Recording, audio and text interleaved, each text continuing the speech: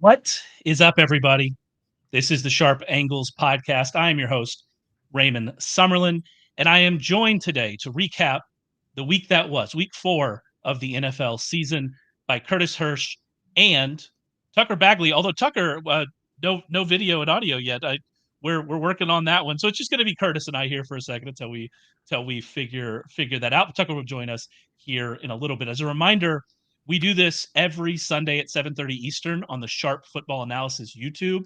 So come by, join the conversation every single Sunday. You can subscribe to the channel, get notified when we go live. We go live throughout the week very often on Wednesday nights to talk about Thursday Night Showdown. We do it on Thursdays with Rich and I. We do it on Thursdays right before Thursday Night Football to talk betting with Ryan and with Todd. And so a lot going on here on the YouTube channel. So make sure you come and check it out.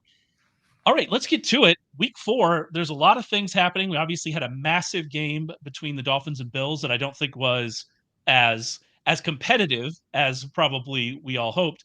But the thing that I got to thinking about today, Curtis, was that, any given Sunday is a saying for a reason, and that is really the way it is in the NFL. But early on, it has really felt like any given Sunday. Like we have 2 undefeated teams. The Eagles maybe shouldn't be undefeated anymore, but they still are.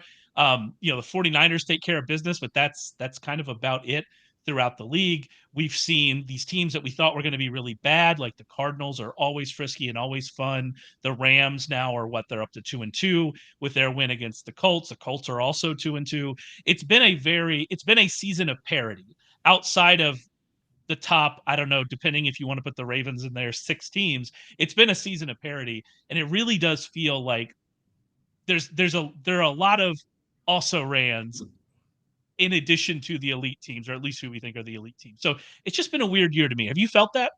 Yeah, and I've kind of got my own saying too. What is true today isn't true tomorrow, and that's true. What was true this morning isn't true right now. We've changed our mind on a few teams. We've seen some teams looked elite previously. Now they struggled today. The Dolphins, they didn't show up today against the Bills, and they got their clock cleaned. And it's some teams regression, and there's a lot of variance in these games. So one big play here or there, the teams are so close now that it can turn out to be one play here or there. The Vikings this year probably aren't as bad as their record, and yet last year they weren't as good as their record. So it's just there's so much variance in these games. It comes down to 1 or 2 plays in the red zone, 1 or 2 calls here, a coaching decision, and we're starting to see some crazy results. And yet again, we see the Cardinals just continue to try hard. Yeah, and I think it might be that there are more good teams, maybe, or I guess maybe more even teams. It doesn't seem like we really have the bad teams that are going to just really well. Sorry, Chicago. We'll talk about the Bears. By the way, the Bears have the number 1 and number 2 overall pick right now. Congratulations. So Bears and Panthers. Those we'll keep those going. But yeah, it's been an interesting season so far. And you kind of brought it up, and I guess we should just hit on this at the top because this was definitely the biggest game of the weekend that we were looking forward to, and that is the Dolphins versus the Bills. The Bills ended up winning 48-20. This game got started like it was going to be the track meet we expected. Like we were going to have a really exciting, maybe like a 48-45 game. The Dolphins came out scoring. Devin A-Chain doesn't do anything except score touchdowns. And then the Bills kept going, and it didn't work out for the Dolphins. They got behind the 8 ball, and then it kind of fizzled out from there. So I guess the question is, what are we taking out of this for each team, specifically the Dolphins? I mean, I think we kind of knew what the Bills were, and we knew that the Bills were very, very good.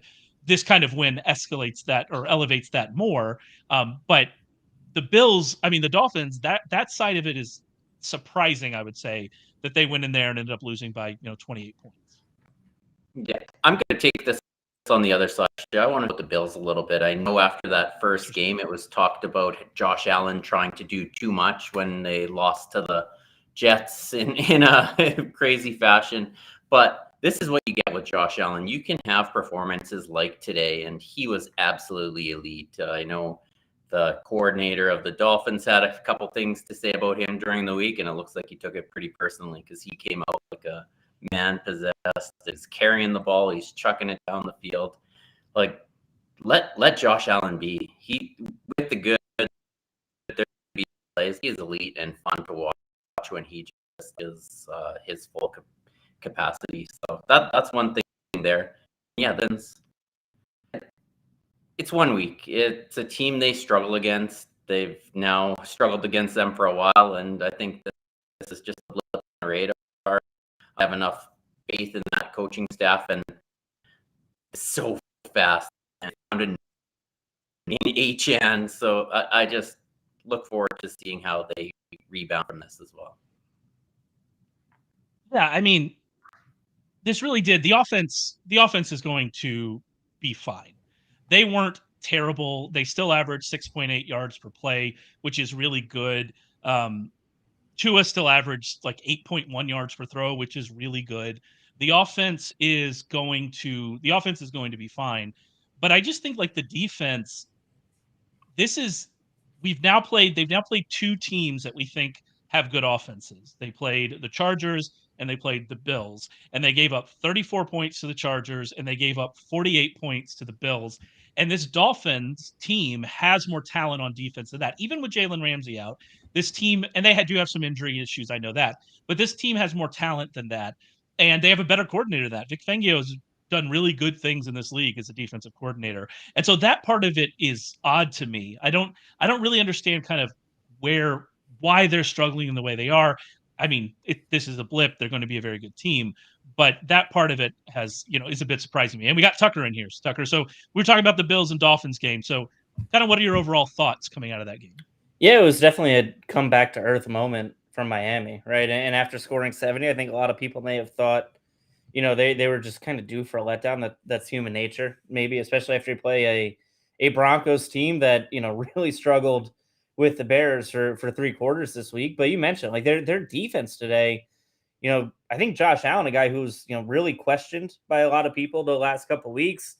He put up 320 yards, completed over 80% of his passes, 4 touchdowns.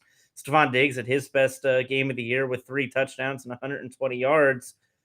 This was it looked like the Bills were the much better team, which I think people may have thought coming into the season, but it was definitely a shock after last week, after watching Miami kind of be on top of the world, looked absolutely unstoppable. And their offense was fine today, but yeah, it's not time to sound the alarms yet, because you're due for a letdown every once in a while over a 17 game season. But yeah, the way that Buffalo kind of just ran over them offensively and could do whatever they want, it's kind of worrisome, because those are the teams that you're going to have to beat if you want to go deep into January and to the Super Bowl. You're not going to play Denver there. You're going to play teams like Buffalo, like Kansas City, some of the other top teams in the AFC. So yeah, if you're looking at Miami, I think right now, still waiting on them to kind of pass that final test and prove they belong in that upper echelon. And I think you kind of raised the point with Josh Allen, is that, the discourse around him has been maybe not as positive, and that shows the importance of those island games. That week 1 island game was still in everybody's head. The Bills have been dominant the last 2 weeks before this game. The Bills dominated the Raiders.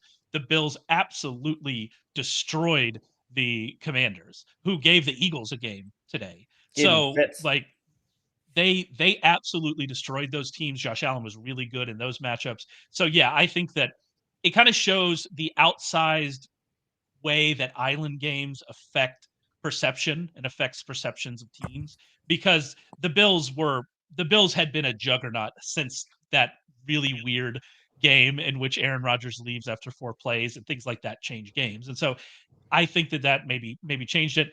But yeah, the Dolphins defense, they have to figure it out. They have to be better. They have the talent to be better. They just need to do it.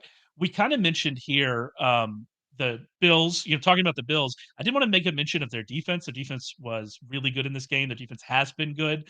They did lose Tre'Davious White in this game to what they're calling an Achilles injury. Tucker, it seemed bad. This really feels like we're going to find out on Monday that this is an out for the season kind of thing, right? Yeah, I don't think we're going to see Tre'Davious White again this season. This is tough because he tore his ACL in November 2 years ago, missed most of last year, recovering, and he probably is, their best cornerback. You look at their safety situation right now. Jordan Poyer was inactive today. I think they will get back Von Miller pretty soon. I think he's supposed to rejoin the team at practice, so that'll help their front seven. I think they had 4 sacks today, so they don't need a ton of help. But yeah, their secondary right now, I think it's a big question mark. With Tre'Davious White out, they struggled a little bit at times last year before he came back. He's going to miss the rest of the season. And you add in both of their safeties. Micah Hyde missed a lot of time last year. He's been banged up with a hamstring injury. Kind of worry about that secondary moving forward because you have a lot of older pieces, especially at safety. If they can't hold up, I don't know if they have really the depth to keep playing at such a high level. Yeah, Jordan Poyer missed this game as well, right? And so, yeah, so they've been having issues there. So it'll be interesting to watch. But both these teams, I think, both these teams are in good shape. Let's go through some of the other injuries coming out of week 4. It was another bad week. Curtis mentioned this at the top. It's another bad week for injuries. One of the more kind of interesting ones was to Justin Herbert.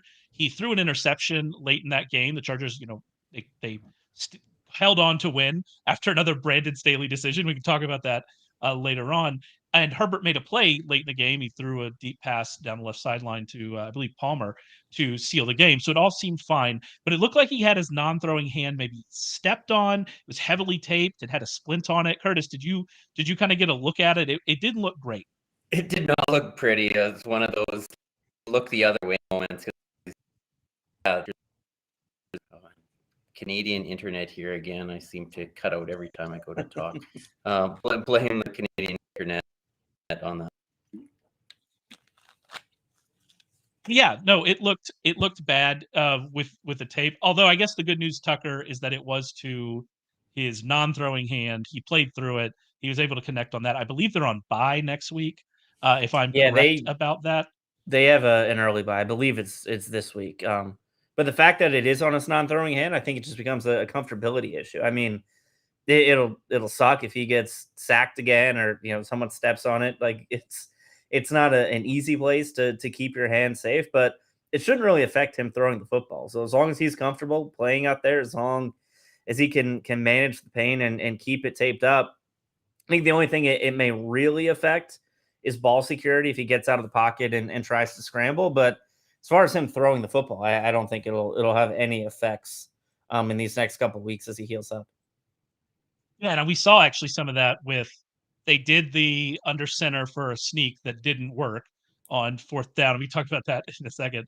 And then on the kneel downs, he was in shotgun for the kneel downs. And so I assumed that had something to do with it. But yeah, they are on bye in week 5. And so that should be, that should give him some time to heal up.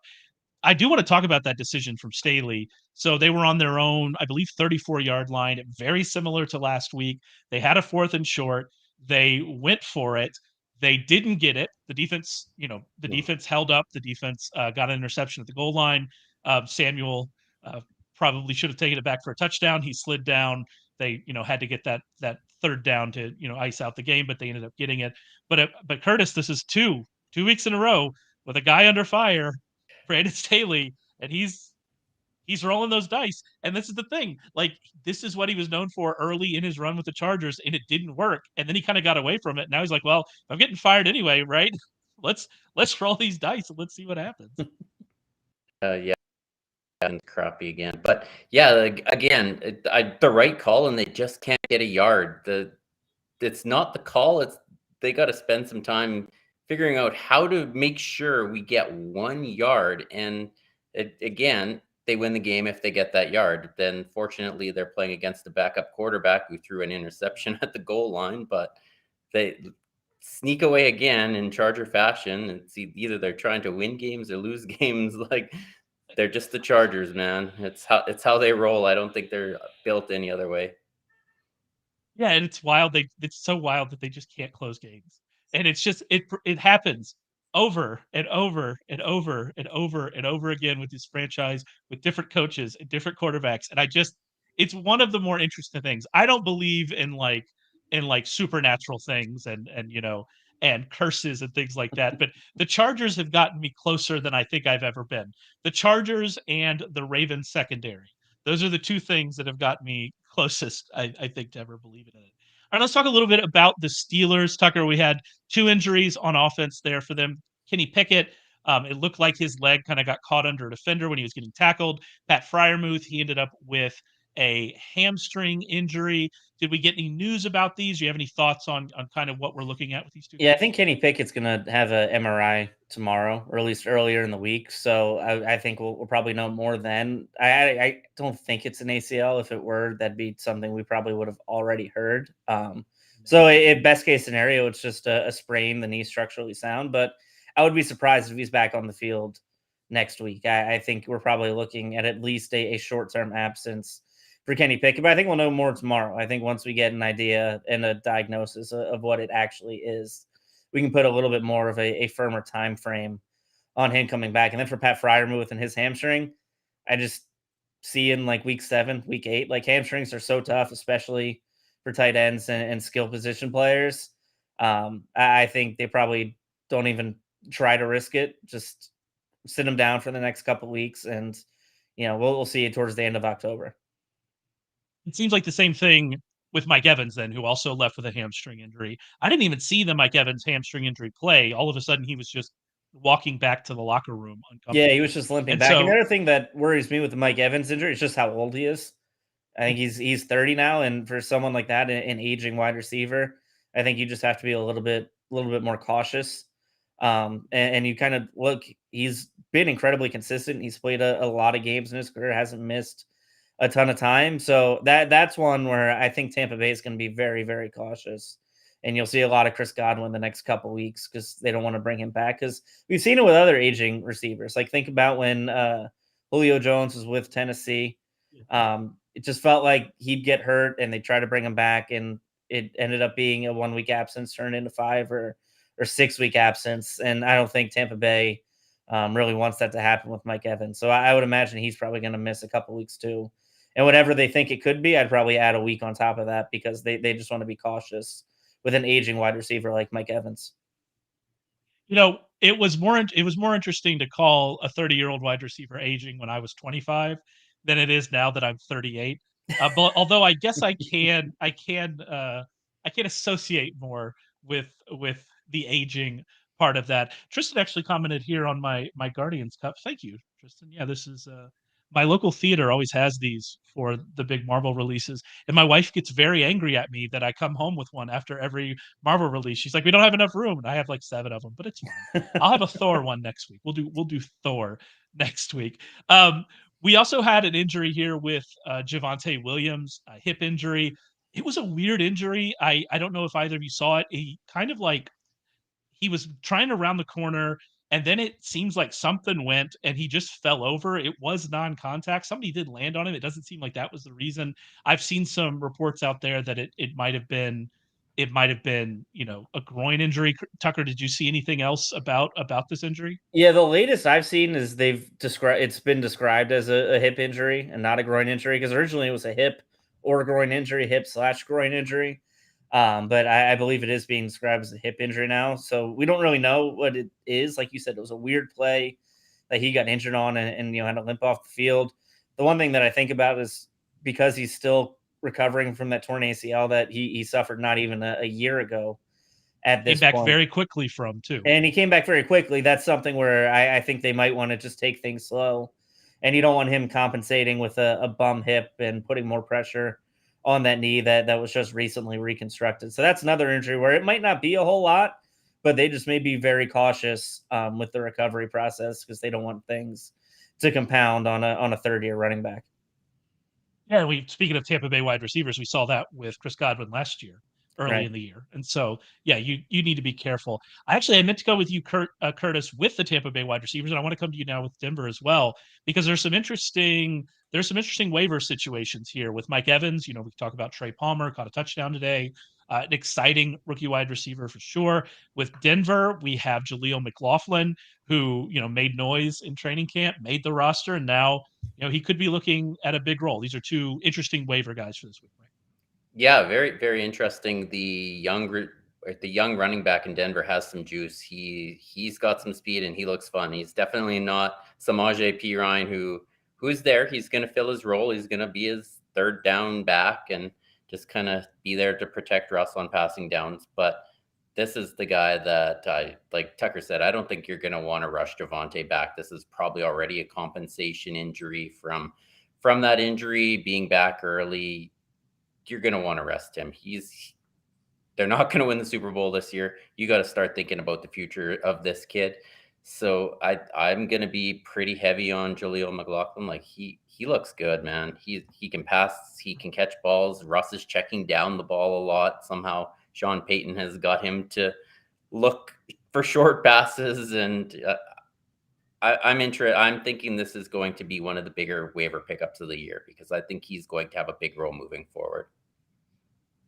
Yeah, I agree with you. I kind of, we put in the Slack when it happened. I was like, this is a big bid situation. Also because I believe McLaughlin scored, and I could be getting my timeline wrong here. You know, when you're watching like 8 games at a time, it can get a little hectic. But I believe McLaughlin scored his touchdown before the injury to Williams. I'm pretty sure that's true. If it's not, then sorry. It's Sunday one night, touch and my like brain 2 doesn't weeks work. ago and got a touchdown on that one touch. So it was one of the they know that. Yeah, no, he's been explosive. It's been fascinating to kind of watch. And like I said, it is interesting when these names that you just hear about in training camp, when these names come out to be something and they show up and you go, oh, this is at least interesting. So yeah, I'm gonna be big on him on waivers for sure. Pending the Javonte Williams news and kind of what comes out of that. One more big fantasy football injury to talk about, and that's T. Higgins, who had a rib injury. I also didn't see this play in the injury. Like I saw him go down hard on, I think it was his last target of the game, but I didn't really see kind of where this happened, Tucker. It's a weird injury. Yeah, I missed it. I wasn't really tuned in to the Cincinnati Bengals game. Unfortunately, they haven't been a big draw this year based on how that offense is going. But yeah, I don't know if they're broken ribs. I don't know if it's just bruised ribs, but I'd imagine if he does miss time, it's probably only a 1 week injury for him. I think they're playing on Monday Night Football in week 6. So that gives him a little bit of extra time there. So this is something that I wouldn't expect to become a long-term issue, but worst case scenario, I think he misses 1 week and comes back in week 6. Yeah, and is there anybody, Curtis, on the Bengals, like with this passing game in the state that it's in? Is there anybody, even if T. Higgins is going to miss some time, that we're interested in? I mean, Charlie Jones got put onto IR, so all of my rookie dreams, I think, are on the back burner there. Like Tyler Boyd, but he's not really out there. Is there anybody on that team that we're super interested in? Not really. This passing game just can't get going, and if they do, they're just featuring Jamar Chase anyway. Yeah, Charlie Jones. I was just looking up the name of the other guy. I can't. It's not coming to my mind. And but yeah, it's really they're not doing anything exciting in the passing game anyway. So I think in the next week or two, you're going to have limited Burrow. Just if you don't have Chase, don't play this offense. Yeah, I think that's at the point. That's the point we're at now. I mean, I guess Mixon moving forward. I believe they travel to Arizona this week, and we know how frisky Arizona is and how fun Arizona is. Like that's not a good spot for the Bengals. The Bengals Joe Mixon has actually looked quite good this year. That yeah. offensive line can't block anything. Their run blocking numbers are awful, and Mixon has actually looked reasonable compared to last year at least. So if you have him, you still have to start him, obviously. But outside of that, it's a pretty tough offense to be a part of right now. And also, kind of in that game, I guess since we're talking about it, we can stay on that game for a second. I mean, first of all, the Bengals are in serious trouble. Like, if you're not throwing against the Titans, you're not going to throw. That, I mean, we saw with last week. We talked about Deshaun Watson. He got going, and obviously he missed this week, in kind of one of the weirder injury situations of the week.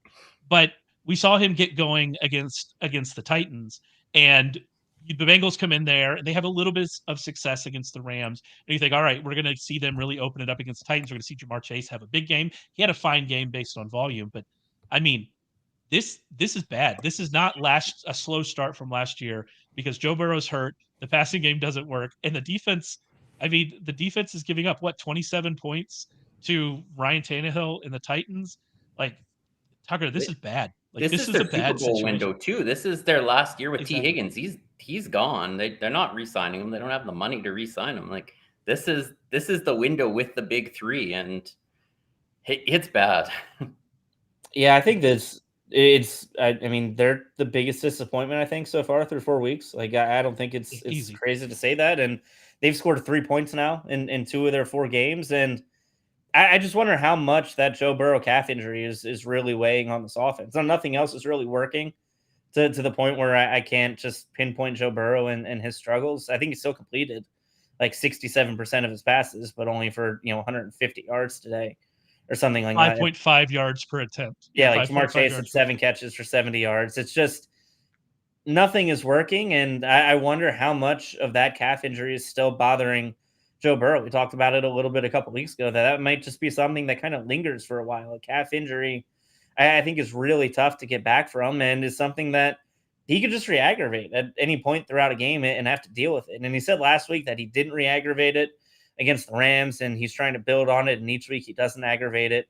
It's going to get stronger and stronger. He's going to get better throughout the week. But I think that also just points to Joe Burrow not being fully healthy, right? And if he's just trying to get through games without re-injuring it, then that means it's still injured and it's still bothering him and it's still an issue. And yeah, right now, as we watch Cincinnati, luckily they're in a division that no one is necessarily pulling away and, is, 4-0 or really putting their stamp and burying the other 3 teams. But you kind of look at it for 4 weeks, and I don't know. Obviously, they have Arizona coming up this week, which should be a favorable matchup, although that we saw what they did to the Cowboys last week. But they'll be probably pretty big favorites on the road against Arizona, and then Seattle in the bye. So the next 3 weeks, I think, are crucial. They can figure out how to maybe steal these 2 games and get into the bye week with a healthier Joe Burrow. Maybe they come back and they have San Francisco week 8 out of that bye week. I think that'll be a huge test. I think that could be a game where either the Bengals, announce themselves as being back, or they could be buried before we turn the calendar to November. Yeah, and I'm glad you mentioned the division, because the division is suddenly like really fascinating. So the Steelers are crushed by the Texans. It looks like they're losing Pickett probably at least for a couple weeks. Obviously we have to see how bad that actually is. And then we see the Browns crushed by the Ravens without Deshaun Watson. They won last week against the Titans. Their defense is still pretty legit.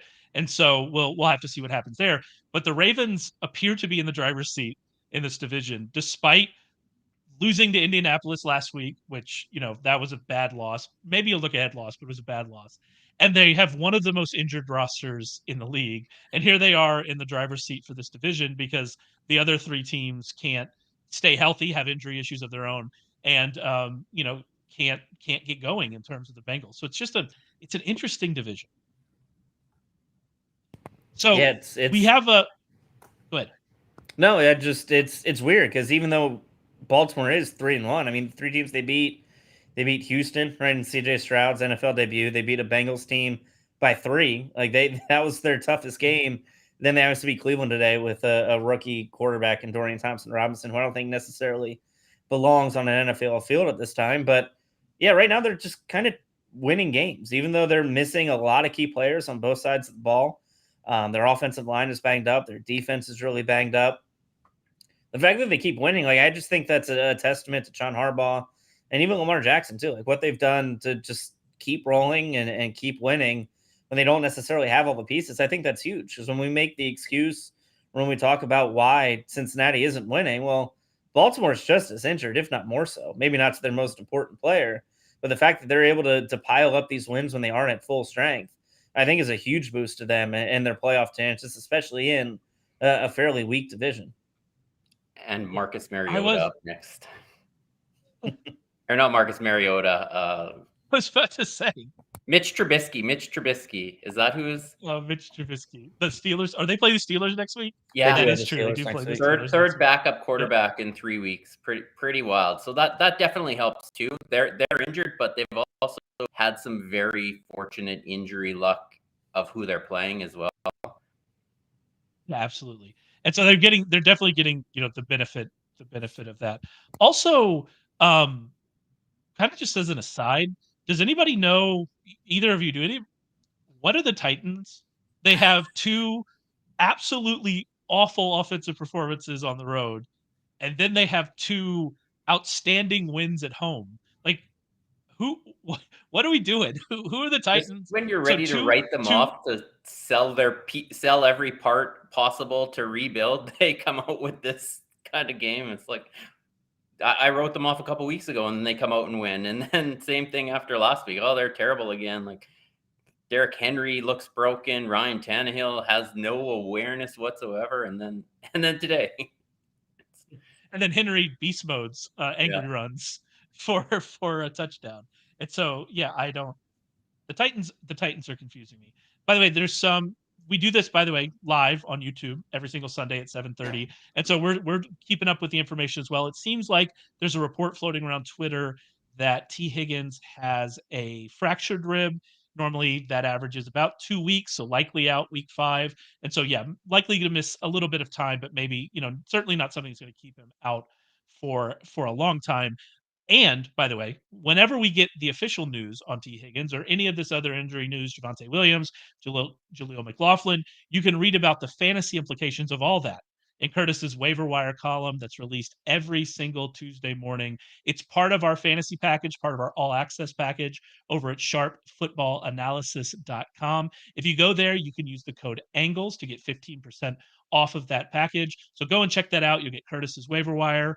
With the all access package, you'll get all of Rich Rebar's worksheet previews. You get all of his DFS previews, which were hot again this week. They've been hitting for the last 3 weeks in a row. If you do the all access package, you'll get Warren's betting recommendations. There's just a lot over there, and you can get 15% off again using the code ANGLES. So make sure you go and check that out. A few other injuries, just kind of the defensive side and offensive line to talk about. Teron Armstead, his kind of knee buckled when he was hit from behind. He left on crutches. Matthew Judon seems like he has a biceps injury. Christian Gonzalez, the very good Patriots cornerback, that he also left with an injury. So those are definitely some things to watch out. And while we're talking about the Patriots, let's talk about the Cowboys versus Patriots. Last week, Curtis was in shambles after the Cowboys lost to the Cardinals right before we got on to record. I assume you're feeling slightly differently coming into this week's episode.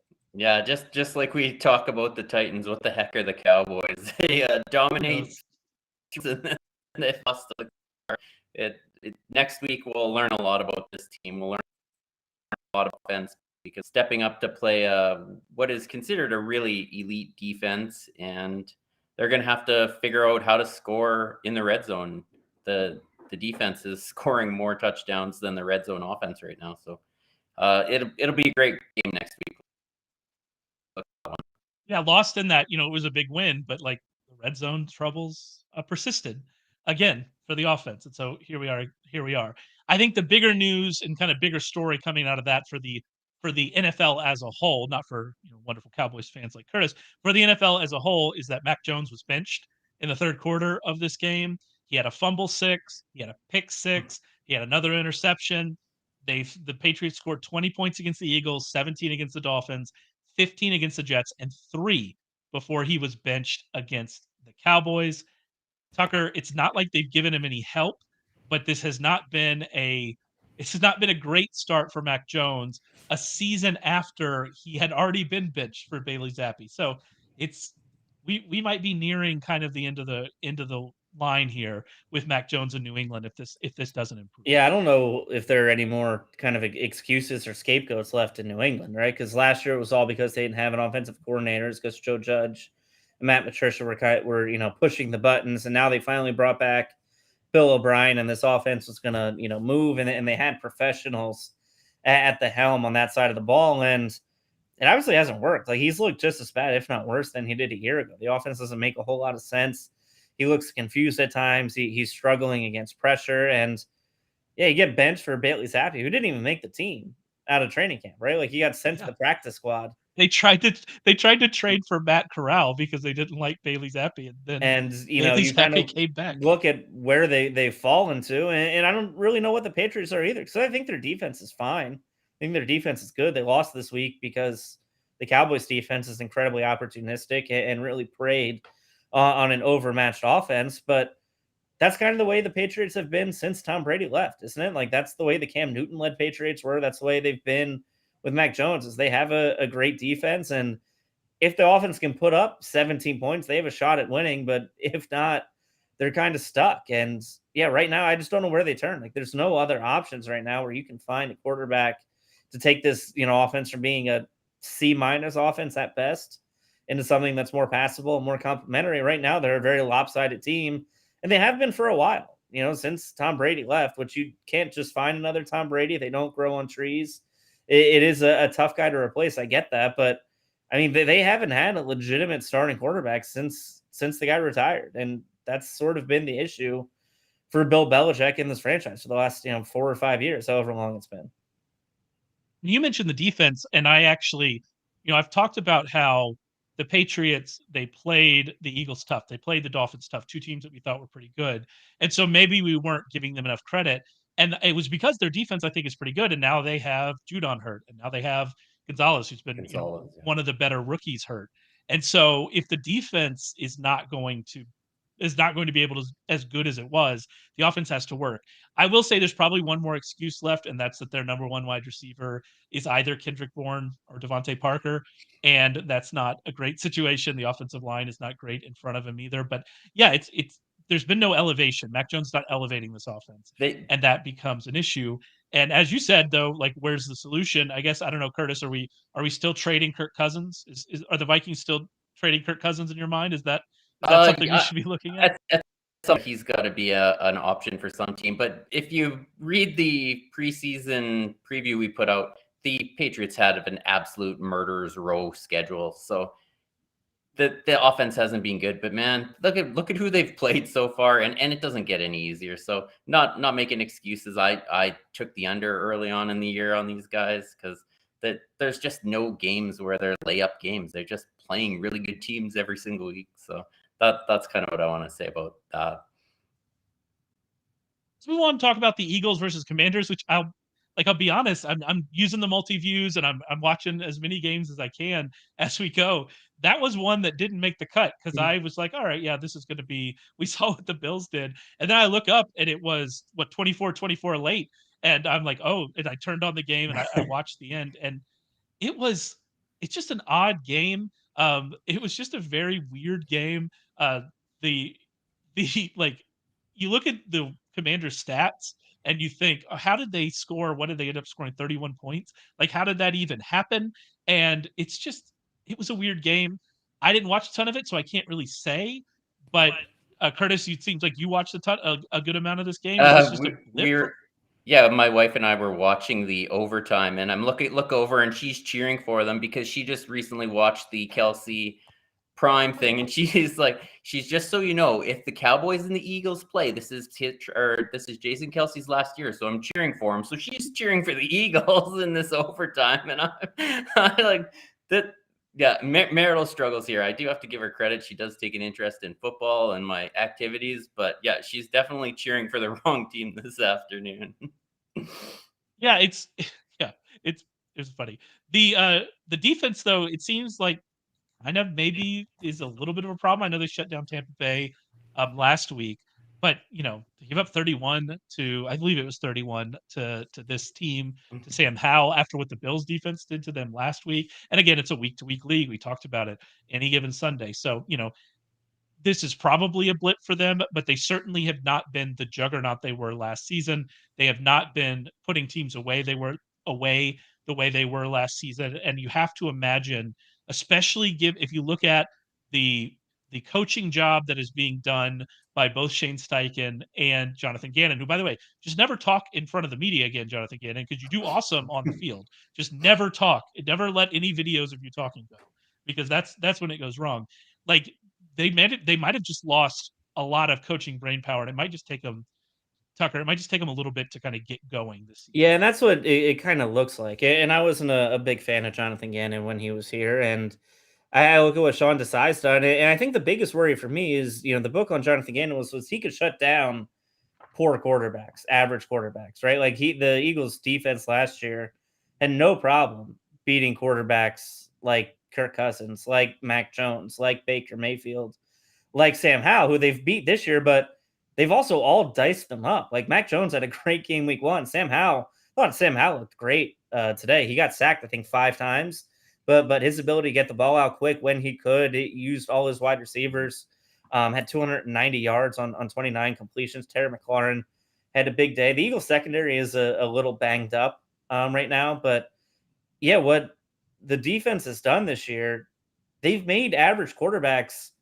look good, look better than they should. And that was something that with Jonathan Gannon never really happened. They were never able to shut down the great quarterbacks, right? They struggled against Patrick Mahomes in the Super Bowl. They struggled against other top quarterbacks during Gannon's time here. But right now, I think the defense has taken a step backward. They still have a lot of talent, but I think if you're an Eagles fan, the thing you take away is how good Jalen Hurts looked today. I think for the first time all year, he looked like the guy who was an MVP candidate. He was 25 of 37, 320 yards, 2 touchdowns. He ran for another 34 yards on 9 carries. He had a 24-yard scramble at one point during a key drive. The Eagles were playing behind for most of the first half, and he was able to kind of calm the storm and bring him back. So I think offensively, the Eagles are getting kind of back to where they were a year ago, but defensively, you're still waiting for them to take that big step to being an upper echelon unit. Because even last week, when they shut down Baker Mayfield, how much was them shutting down Baker Mayfield, and how much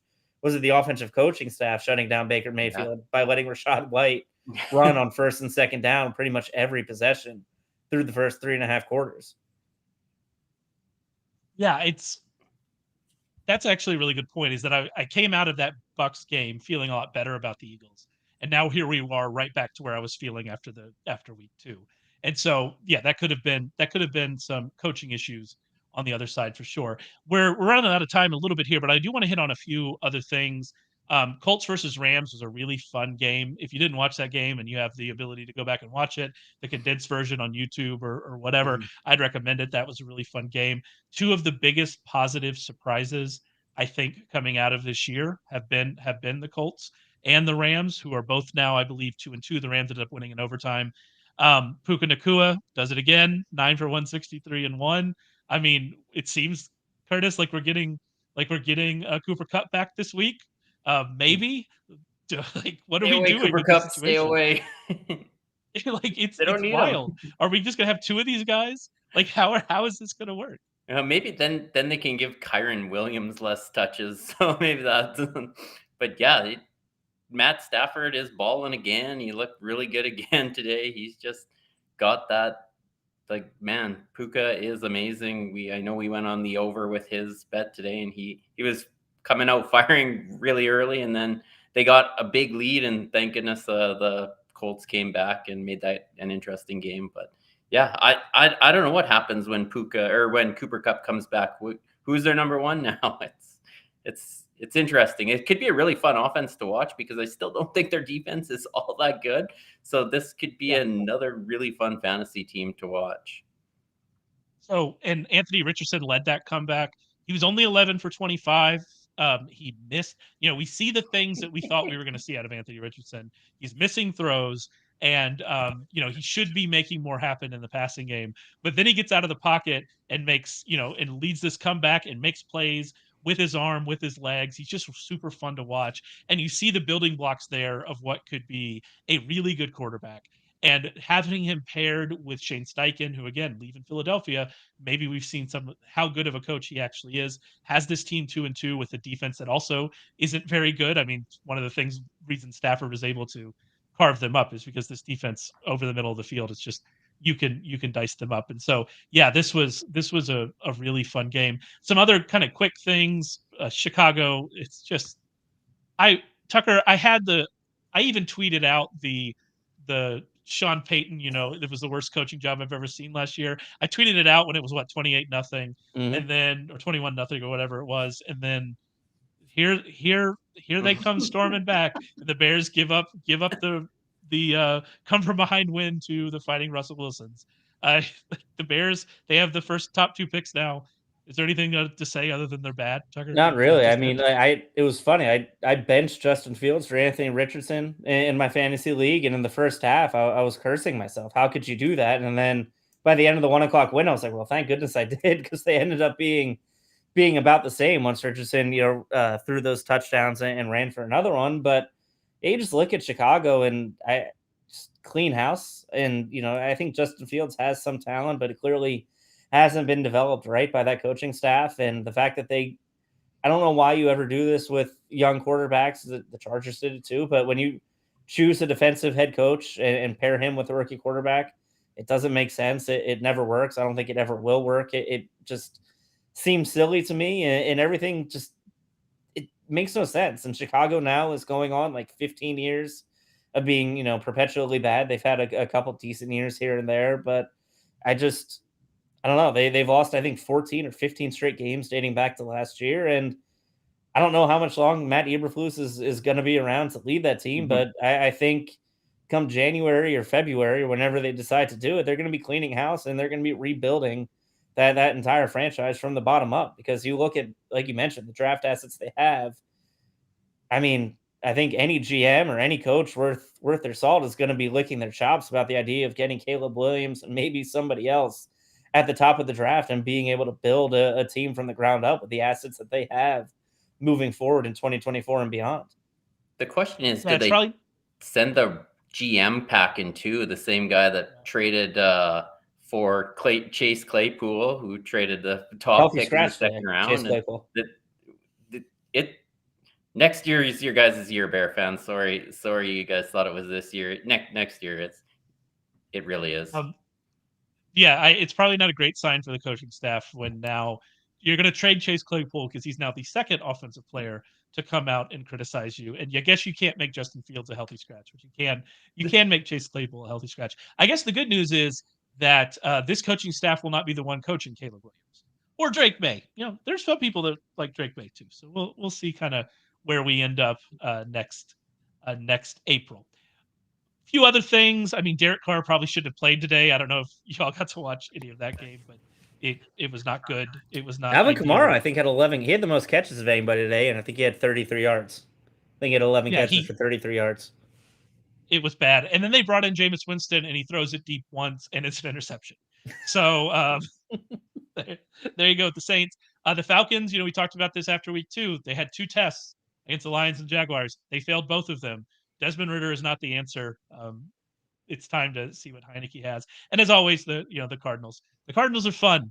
I'm really into the Cardinals. We're having a great time. Kyler gets back. It's going to be even better. All right, let's start to close this up. There were a few names we talked about here on the wire, but I know you have a lot more that you're interested in this week, Curtis. Yes, as I'm on mute there. Yeah, it's going to be an interesting week. And my one main thing is we're now in a quarterback problem. There is not enough good quarterbacks in this league, and you can just stream defenses against these quarterbacks moving forward. I do like Trey Palmer. I've always kind of been a fan of him. And if Mike Evans misses some time, he's the guy I'm going to be looking at. And I think my internet is cutting out. So if you can't hear me then. But it's going to be a fun week again in waivers, as this was another really bad injury week. You also had on here Terrace Marshall, who was, interesting. Let's see what happens with Mingo. Yeah, I can't for the two out there. Still probably not a good enough to be in against zone cover. Hey, he had a good game today. I also like the other name in here that I want to mention, and I assume will be in the column, is Keaton Mitchell, who I have picked him up in a lot of deeper leagues already, trying to get ahead, of the Ravens. They seem to like him. They brought him onto the roster. We don't know when he's going to be back, if he's going to be back when first eligible this week, but that is definitely a name to watch for this week. Speaking of watching, Tucker, what are you looking forward to in the week to come? What about week 5 has you interested, or anything we're watching this week? I mean, I think it's the biggest game of the week. It might be the biggest game of the year up to this point, but it's Cowboys 49ers, right? I think they've clearly been the 2 best teams in the NFC, except for maybe the Cowboys hiccup last week against Arizona. But I think it's a huge test for both teams. Is the Cowboys defense really that legit going against an offense probably with the most weaponry across the NFL, with Deebo Samuel, Brandon Ayuk, and Christian McCaffrey? I don't know if you can find a trio of weapons better. Like George Kittle's an afterthought in that offense at this point, which is pretty crazy to think about considering where they were a couple of years ago. But that offense going up against that defense, Brock Purdy going up against a defense that prays on indecisive quarterbacks, I think could be really fascinating. Then on the flip side of the ball, can Dak Prescott in that offense, score on a 49ers defense that, has just as much talent as the offensive side of the ball of that team. So I think to me, like that's the one game. If you had to pick one game to watch in week 5, it would be that one. I think that's by far the most fascinating matchup and will tell us a lot about two teams who think they can play into February. Where we are on George Kittle now is I was hoping that Deebo Samuel sat so that I could actually play George Kittle in DFS. That is where we are. He needs one of the wide receivers to not be playing. By the way, Brandon Ayuk went wild today. Absolutely wild. Brandon Ayuk is the wide receiver 1 now. They're better in best What ball. about you, Curtis? Just need to get their spike weeks. They all can't produce except CMC every week, but then the other 3, they have to share their time. Doesn't he have, I think I saw a stat that he has something like 20 touchdowns in 18 games with more than that. It's more than that. In every single game he's had one as a 49er. Every single regular season game. Just bonkers. Anyway, what are you looking forward to this week? I look forward to seeing what happens with Jonathan Taylor on Monday. He says he's healthy. Yeah. He's eligible to come back. What happens there? Keaton Mitchell, you did mention. I think the Ravens are in need of a running back. They're still a really good team. I know they are analytically sound, but you look at what they did when they acquired a linebacker last year. This could help that offense out right now. So I'm looking forward to seeing what happens in that situation. I'm really looking forward to the Bears at the Commanders on Thursday night. That's a fun one right there. Can't wait. I did say this earlier. The Bengals are traveling to Arizona this week, and that is interesting. We could certainly be looking at a 1-4 Bengals team this time next week, which would be something for sure. We'll actually be back to talk about whatever happens next week. What that game between the 49ers and Cowboys, with the Bengals, if Jonathan Taylor comes back and has its revenge season for Jonathan Taylor, we'll be back to talk about that next week at 7:30 on Sunday on YouTube. So make sure you go on there and check us out. If you're listening to this podcast version, like I said, we're over on YouTube Live. You can join the conversation, and we'd like that. Go to sharpfootballanalysis.com. You can find Curtis's waiver wire column there. You can find Tucker's injury columns there. Make sure you check those out. Make sure you check out our all access package, which again, you can get for 15% off using the promo code ANGLES. And we will talk to you all next week.